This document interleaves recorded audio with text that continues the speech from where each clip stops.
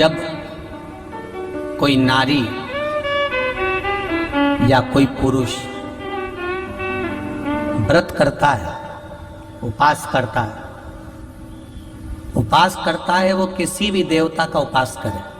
शनिवार का करे, मंगलवार का करे, बुधवार का करे, गुरुवार का करे, रविवार का करे, तीज का करे, चतुर्थी का करे, अष्टमी का करे, एकादशी का करे, प्रदोष करे, द्वादशी करे, पंचमी करे, तीज करे, छठ करे, नवरात्रे करे, चतुर्थी करे, कोई पुरुष या स्त्री या बच्चा कोई भी व्रत करता है, जिस दिन वो व्रत रखता है उस दिन उसके शरीर में कौन सी देवी का अंश आकर विराजमान हो जाता है जिससे वो व्रत सफल कर पाता।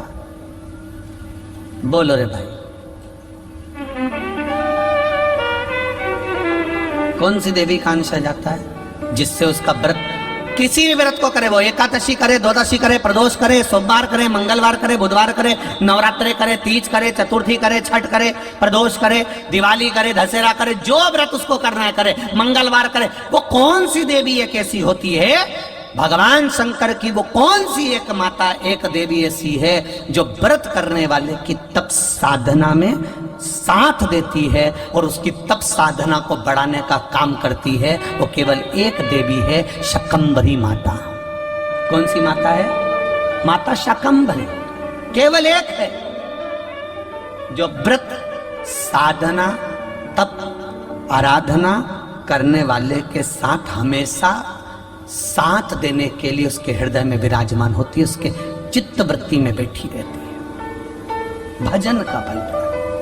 शाकंभरी तप साधन, कितना सुंदर कहा है। जो व्रत करता है ना, हम तो यहां तक कहते हैं कि अगर कोई कथा सुनने बैठा हुआ है, कथा सुन रहा है, आपको जाना है, आपका शरीर का जरा सा अंश भी चलते समय दूसरे के शरीर को नहीं लगना चाहिए। शिव महापुराण में वर्णन आया है पितरों की 3 कन्याओं का, मेना, धन्या, कला, इन तीनों का वर्णन आया है। पितृलोक में ये तीनों आराम से रह रही थी और सनकादि ऋषि बैठकर तप कर रहे थे, कथा की चर्चा कर रहे थे, सत्संग कर रहे थे। पहले मेना निकल कर गई, फिर धन्या निकल कर गई, फिर कला निकल कर गई, एक के पीछे एक तीनों निकल कर गई। तीनों निकल कर गई, इनका शरीर का लहंगा संत सनकादि ऋषि के जंघा पर पड़ गया। क्रोध आ गया, ऐ मेना, धन्या, कला, मैं तुम्हें श्राप देता हूं कि तुम तीनों मृत्यु लोक में एक साधारण सी स्त्री बनोगी।